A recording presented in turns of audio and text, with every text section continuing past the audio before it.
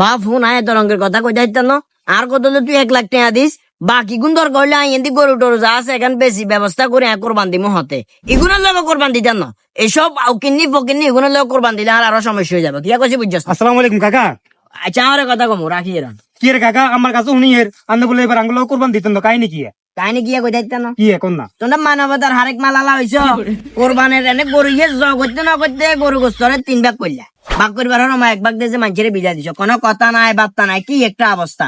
আর কত হলো আয় যেহেতু তোমরা লগে কোরবান দিছি অন্তত পক্ষে আর লগে তো যুক্তি পরামর্শ করার দরকার আছিল কোন কারণে 1 ভাগ মানুষের দিয়েছ আজ 2 ভাগের মিলাইলাম আর 1 ভাগের মিলাইলাম না আমি কি কোরবানের হিসাব কি তো বুঝে আমি তো বুঝলাম না বুঝে দিছে কেন কি কথাবার্তা কোন? হ্যাঁ কাকা, কি কইছি কোরবান মানে বুঝেন না হ্যাঁ কিয়া কোরবানি ইসলামী উল্লেখ আছে সরাসরি। কোরবানির মাংস যদি 2 কেজি দেয় ওই ক্ষেত্রে 3 ভাগ করে বললাই, 3 ভাগ করে 1 ভাগ কারে দি বললাই গরিব অসহায় দুঃখী যারা আছে এদের মাঝে এটা সুন্দরভাবে বন্টন করি বিতরণ করে দিবেন লাগছে। আর 2 ভাগ 1 ভাগ আনে দিবেন 1 ভাগ আয় নিমু এইটার মধ্যে আত্মীয় স্বজনে দিলে দিলাম নালে নিজে খাইলাম। আপনি কি কথাবার্তা কোন কাকা? এখন এখন কিন্তু কয় না কাকা অনেবারে কোরবান দিবি নি তো দিমু না কোরবান আল্লাহ যদি বাঁচা রাখে দিমু না।